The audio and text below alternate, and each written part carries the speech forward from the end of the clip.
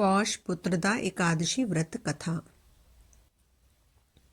महाराज युधिष्ठिर ने पूछा, हे भगवान, आपने सफला एकादशी का महात्म्य बताकर बड़ी कृपा की। अब कृपा करके यह बतलाइए कि पौष शुक्ल एकादशी का क्या नाम है, उसकी विधि क्या है और उसमें कौन से देवता का पूजन किया जाता है। भक्तवत्सल भगवान श्री कृष्ण बोले, हे राजन, इस एकादशी का नाम पुत्रदा एकादशी है। इसमें भी नारायण भगवान की पूजा की जाती है। इस चर और अचर संसार में पुत्रदा एकादशी के व्रत के समान दूसरा कोई व्रत नहीं है। इसके पुण्य से मनुष्य तपस्वी, विद्वान और लक्ष्मीवान होता है। इसकी मैं एक कथा कहता हूँ, सो तुम ध्यान पूर्वक सुनो। भद्रावती नामक नगरी में सुकेतुमान नाम का एक राजा राज्य करता था। उसके कोई पुत्र नहीं था। उसकी स्त्री का नाम शैव्या था। वह निपुत्र होने के कारण सदैव चिंतित रहा करती थी। राजा के पितर भी रो रो कर पिंड लिया करते थे और सोचा करते थे कि इसके बाद हमको कौन पिंड देगा।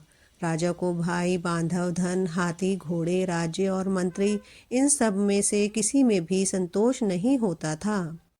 वह सदैव यही विचार करता था कि मेरे मरने के बाद मुझको कौन पिंडदान करेगा। बिना पुत्र के पितरों और देवताओं का ऋण मैं कैसे चुका सकूंगा। जिस घर में पुत्र ना हो उस घर में सदैव अंधेरा ही रहता है। इसलिए पुत्र उत्पत्ति के लिए प्रयत्न करना चाहिए।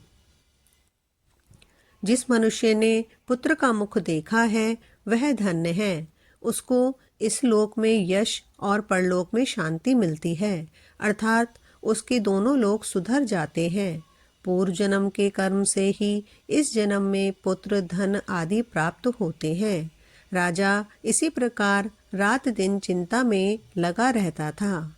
एक समय तो राजा ने अपने शरीर को त्याग देने का निश्चय किया, परंतु आत्मघात को महान पाप समझकर उसने ऐसा नहीं किया।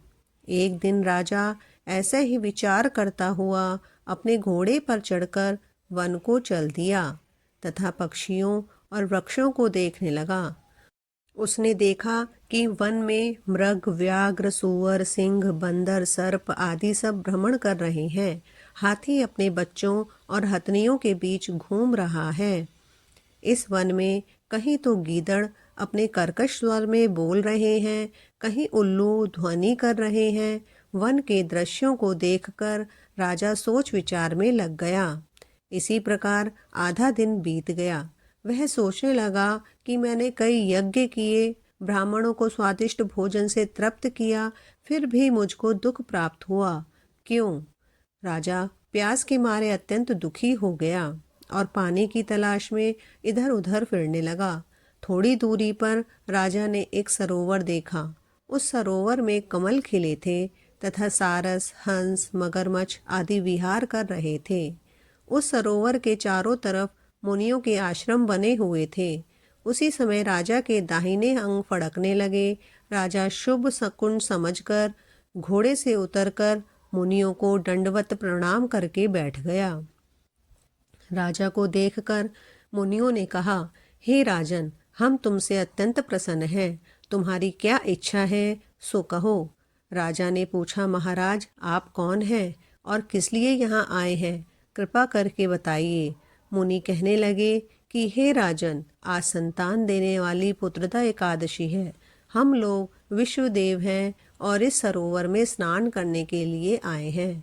यह सुनकर राजा कहने लगा कि महाराज, मेरी भी कोई संतान नहीं है। यदि आप मुझ पर प्रसन्न हैं तो एक पुत्र का वरदान दीजिए।